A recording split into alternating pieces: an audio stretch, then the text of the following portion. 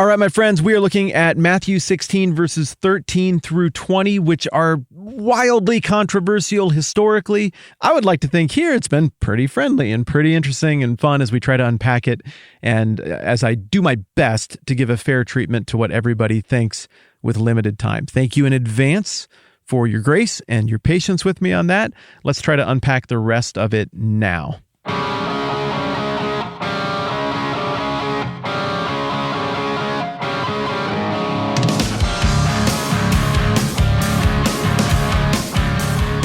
So in regards to this affirmation, this blessing that Jesus pronounces on Peter in verse 17, we would find points of agreement between these two historical positions, and we would find a few points of divergence. But in verse 18, you start to see that divergence really ramp up. It says, "And I tell you," that's Jesus, "that you are Peter, and on this rock I will build my church, and the gates of Hades will not overcome it." Now, I have heard people whose conclusions I end up agreeing with argue that Jesus is not talking about Peter here when he says, "And on this rock I will build my church," that he's talking maybe about Peter's confession, or that he's talking about maybe just in general who Jesus is and the stuff Jesus said and did.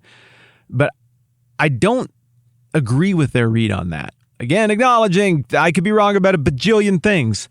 I think clearly when he says that I'm going to build my church on this rock, he's talking about Peter. Any other read on that sentence and word order would be very unnatural.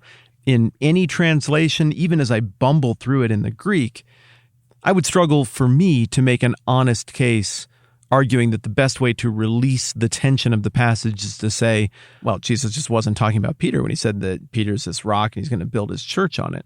So in this regard, I would agree with Catholics, and I would read it the same way as those non-Catholics who would say, no, Jesus is definitely saying, I tell you that you are Peter, and on this rock, and by that I mean you, Peter, I will build my church. I really do think that is what's being said here. But that still leaves a lot of questions about the actual significance of those remarks. Now, again, here, the Catholic would look at this and say this just isn't hard at all. Peter is given unique authority by Jesus, and he has this authority, and he can hand it off, therefore, as well. Well, I mean, I understand that's Catholic doctrine, but that stuff about handing it off, it's not overt in the rest of the text. And the idea that wherever Peter dies, that is going to be the new headquarters of Christianity, that's really not spelled out in the text either. So I think it's a little more ambiguous than the level of certainty you might hear from a Catholic perspective. I suppose our options then are the Catholic perspective. Peter is in this unique position of authority, and he does have power to hand off that authority to whomever he chooses next. Or another way to understand it would be in the context of the conversation that he and Jesus are having right now, which is that Peter, as a representative of this gospel, as a representative of the message that Jesus is the Christ, that he has authority in this. And if that is the case, then this authority would also rest on all of the other apostles, and this authority would rest on anyone who rightly proclaims that and sees that and has had their eyes opened and is a son, daughter, child, heir, agent, representative of the kingdom. And that's substantiated by Ephesians chapter 2.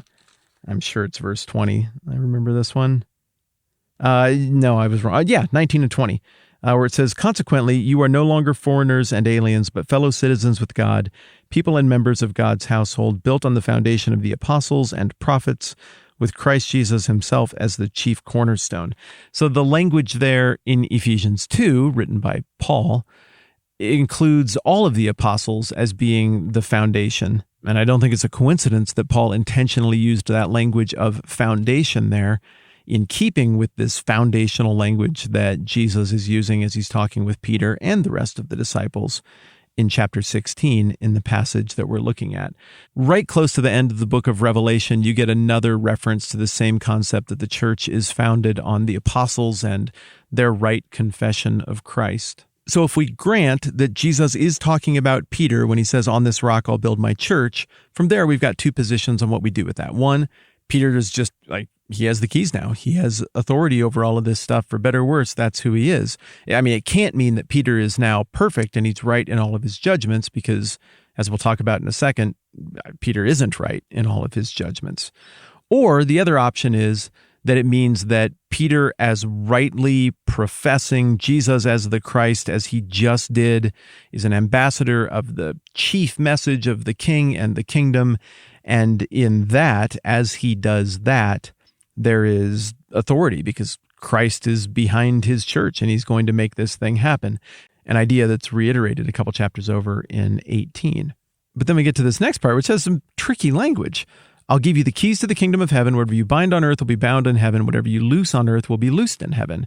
Well, understandably, the Catholic theologian looks at that and says, Peter gets this unique authority. And with that unique authority, Jesus is saying that Peter then gets to engage in spiritual transactions that are efficacious, that actually affect things, including, but not limited to, even salvation, who is in the church and who is out. Now, I don't know any Catholic who would say Peter is the arbiter of salvation, the question of whether or not a person is ultimately saved. Jesus is in charge of the church. This is a place where I think all Christians agree.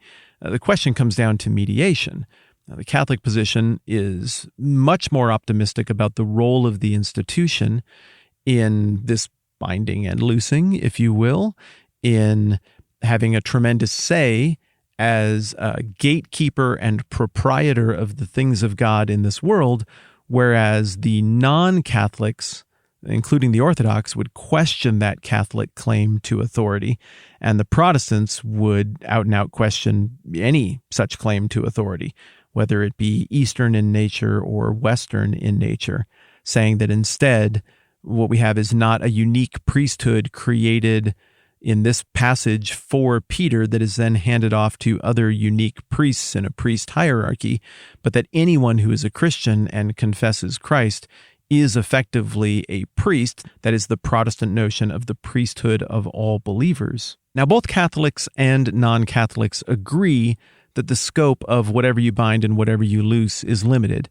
Surely no Catholic theologian would argue that if Peter was like, we're just going to do something different than what Jesus wanted now, but I have these keys here so I can do that Peter could then just countermand Jesus and rewrite the religion. They don't think that. They believe sincerely that what they've done is an outgrowth of the teachings of Christ. Just as a quick side note, whenever you see Peter portrayed in Catholic art, he will be holding keys. It's a very important reminder from the Catholic perspective that, remember, Peter was given these keys of authority to bind and loose, and Peter is the founder of the true church, and the true church is the one that is headquartered in Rome. So that's an important image and just kind of a fun thing to note as you're looking at art and how the different characters from the Bible are depicted by different expressions of Christianity.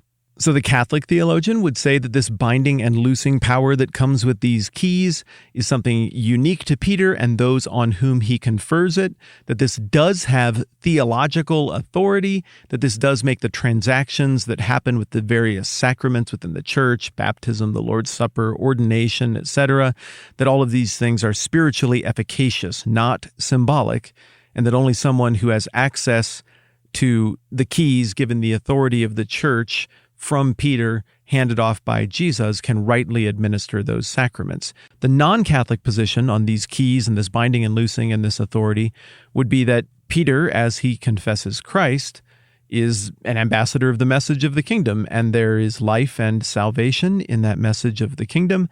And so anyone who goes out with that same confession that Peter was the first to boldly pronounce follows in the footsteps of Peter, but ultimately follows Jesus. And there is salvific power, the power to transform a person from death to life in the work of Christ, in the message of Christ, in the reality of who Christ is. But you don't have to be Peter or approved by Peter in order to be an ambassador of that message. And the non-Catholic position would go further in saying, okay, one, there's authority there to convey the message of Christ, but two, there's also authority there per Matthew 18 to correct what's going on in the church, which is a very difficult thing, and we'll break that down more when we get to chapter 18. So the implications of these two positions are pretty significant, and if you want to understand Christianity and you want to understand how different people read the Bible, then there's no getting around it. We just had to have this conversation to make sense of it. I know that it can be overwhelming and even feel kind of icky when we talk about the places where Christians disagree, but this is an important one because it becomes a cipher for how you read a whole lot more of the text and how you read church history and how you read the relationship between the church and the state and a whole lot of other things. And so there's just nothing we can do except lean into it a little bit. I appreciate you doing so with me. In summary, we got two positions. Both positions agree that Peter rightly identified Christ as the Messiah and that Jesus affirmed and expressed a blessing in regards to what Peter had said there. Where the two positions diverge is that the Catholic position would hold that Jesus uniquely conferred authority upon Peter and that that authority was transferable and that the authority that the Catholic Church still has is more than symbolic. It is tied to an apostolic succession, a succession of spiritual leaders tracing their origins all the way back to Peter and this moment right here in Matthew 16.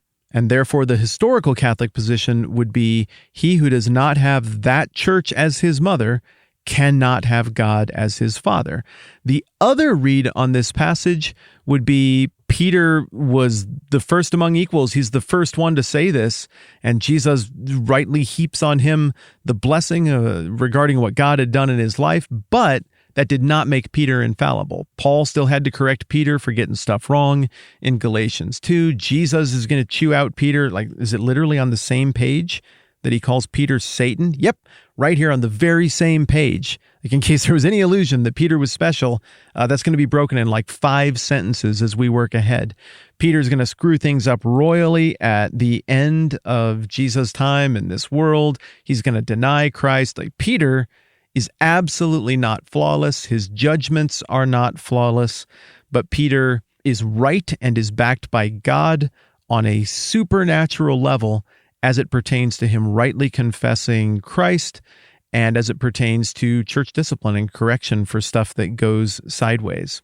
There's so much more here to unpack. Hopefully you have heard me as I have disclosed my biases, and I encourage you to wrestle this through for yourself.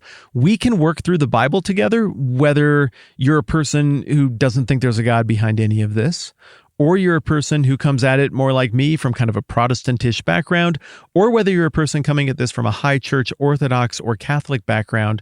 This singular question doesn't set us on eternally different paths where we got nothing in common and I can't look at you or talk to you.